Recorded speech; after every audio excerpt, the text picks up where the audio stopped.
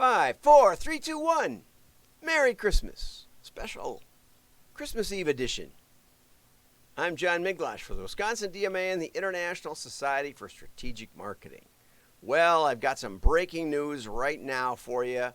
An annual holiday health warning. This comes from USA Today, and it's about cannibal sandwiches. Wisconsin officials urge people not to eat raw meat holiday sandwiches. So here it comes. I think I got the sound turned off on this. It's just music, but I'll put a little of the music in there. Okay, the Wisconsin Department of Health Services is urging people not to follow the holiday tradition, which is one of the top 18 things, holiday treats that Wisconsinites go after.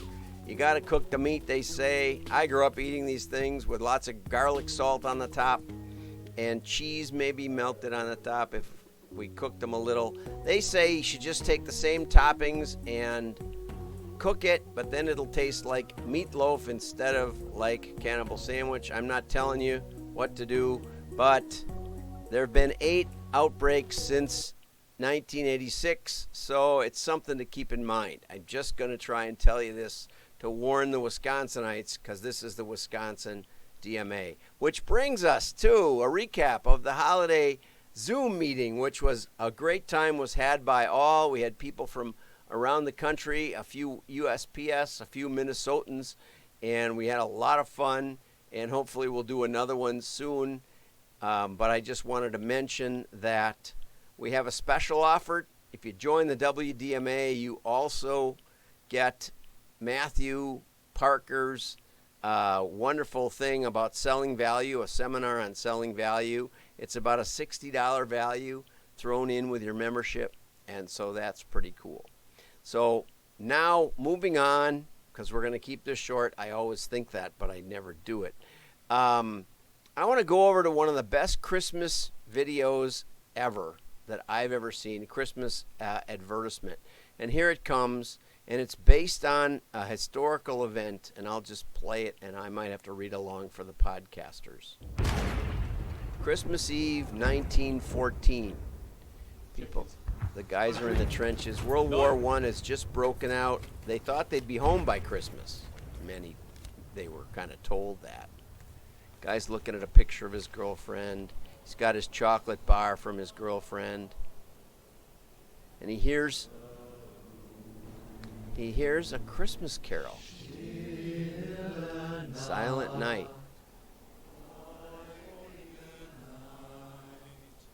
All is calm, all is bright. Das traute hochheilige Paar. Holy infant, so happy and love. Sleep in hellish peace.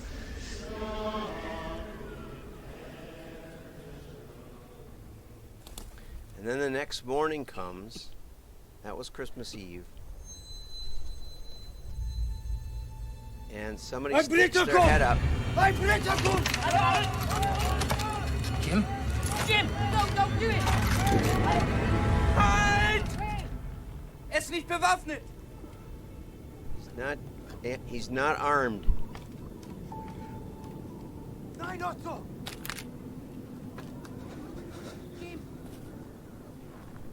What do you think of that? When a German and a British soldier go out and meet in the middle. My name is Jim. Mein Name ist Otto. Pleased to meet you, Otto. Freut mich. Rose, she's called. She's schön.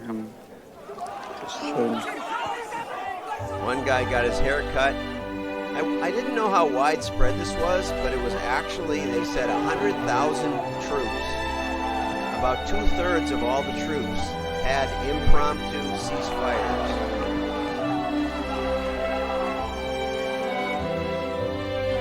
And there were probably some soccer. There is accounts of soccer games. There's an account of one guy getting his haircut, a British guy getting his haircut by a German barber.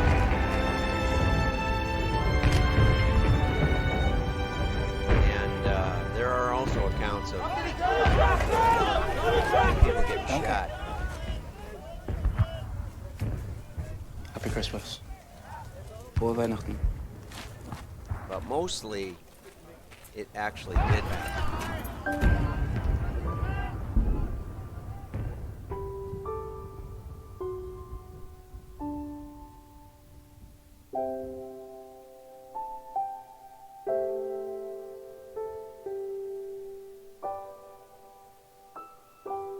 There you go.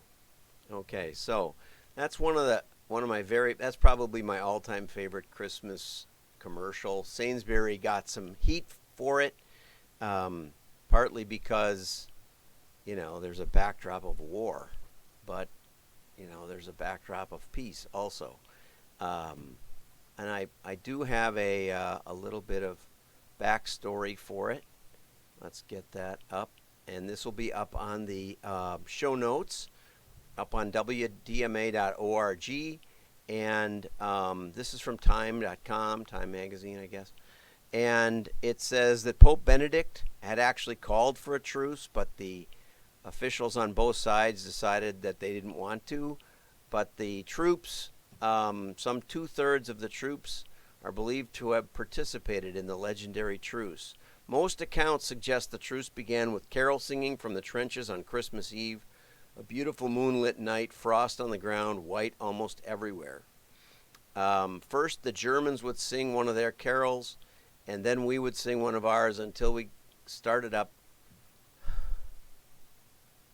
"O come all ye faithful," the Germans immediately joined in, singing the same hymn to the Latin words Adeste Fideles. And I thought, well, this is really the most extraordinary thing. Two nations both singing the same carol in the middle of a war. The Germans held up signs saying, "You no shoot, we no shoot."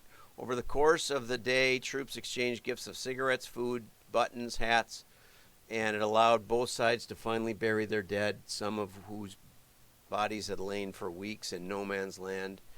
Here's a depiction, I believe, an artist's rendition of the British and German troops standing side by side, singing, smoking cigars. And here's another. This looks like an actual picture of Germans and even officers from both sides.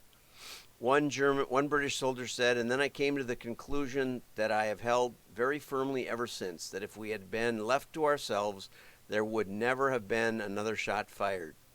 Adolf Hitler, then a corporal of the 16th Bavarians, saw it differently. "Such a thing should not happen in wartime." Should not happen in wartime, he said. He's said to have remarked, "Have you no German sense of honor?" Well, anyway, the fact that it's commemorated a century later is a testament to the power of hope and humanity in a truly dark hour of history. I think it's also a testimony to the civilizing power of Christianity. And had the troops got it, right? But obviously the world leaders didn't. And World War I is now seen as a way to depose the kings of Europe, or the royal families of Europe. The Christmas truce may have been a one-off in the conflict, but the fact that it remains so widely commemorated speaks to the fact that at its heart it symbolizes a very human desire for peace, no matter how fleeting. So I want you to remember the impact of Christmas today, and I want you to think about, people talk about the division in America, and I don't really think it's there. Not nearly as much as the media would have us believe. So Merry Christmas to you all, and have a wonderful holiday season, and we'll see you next week. Bye-bye.